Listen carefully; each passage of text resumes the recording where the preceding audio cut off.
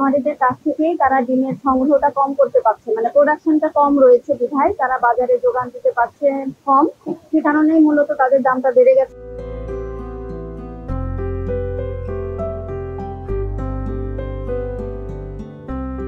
বলছে যে কি দামে বিক্রি করেন, সাইন করতে আসছে যে এত মাল কেনা এত বিক্রি করা, তাতে ঠিক আছে। তারপরে বললো যে আপনাদের কি মালের কোনো সংকট আছে কিনা, হ্যাঁ সংকট আছে কিনা। তারপরে বললাম যে না, মালের আমদানি কম, সেই জন্য মালের চাহিদা এরকম।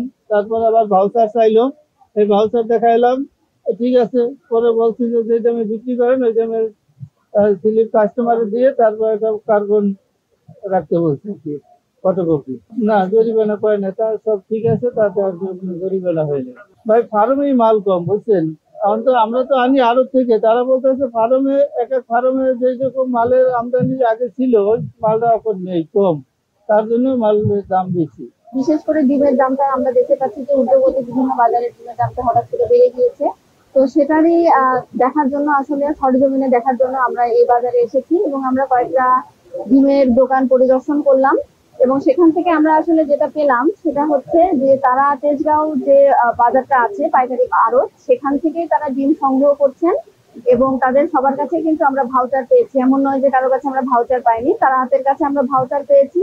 কিন্তু যে দোকানে দেখা যাচ্ছে মূল্য তালিকা নেই সেখানে আমরা ব্যবস্থা নিয়েছি আর তাদের মূল্য তালিকা টানানোটা নিশ্চিত করার জন্য এবং ভাউচার সংরক্ষণ করার জন্য, এবং তারা যখন নিজেরা ডিম বিক্রি করছে তারা যাতে তাদেরকে পাকা বিক্রয় রসিদ দেয় এবং নিজেদের কাছে সেটা কার্বন কপি সংরক্ষণ করে সেই বিষয়ে আমরা নির্দেশনা দিয়েছি।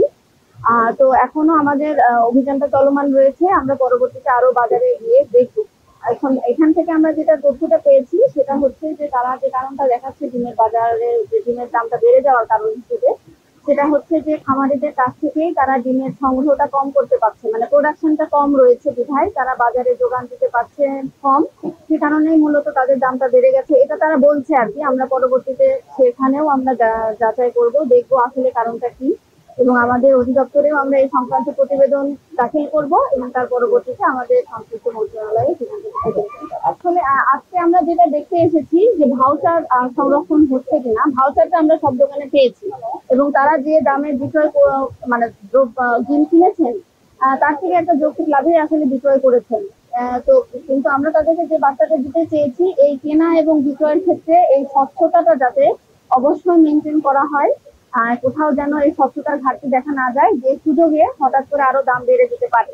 তো তাদের কাছ থেকে আমরা যে তথ্যটা যতটুকু অসঙ্গতি পেয়েছি, একটা দোকানে যেমন মূল্য তালিকা না পাওয়ার কারণে আমরা জরিমানা আরো তাদেরকে আওতায় এনেছি, আর অন্য দোকানগুলোতে আমরা আসলে মূল্য তালিকা পেয়েছি, ভাউচারও পেয়েছি, কিন্তু তারপরেও বিক্রি ক্রয় বিক্রয়ের ক্ষেত্রে স্বচ্ছতা আনার জন্য যত দেওয়া নির্দেশনা দেওয়ার সেটা আমরা দিচ্ছি এবং সেই সংক্রান্ত প্রতিবেদনটা আমরা অধিদপ্তরে জানাবো পরবর্তীতে, তখন সেখান থেকে ব্যবস্থা।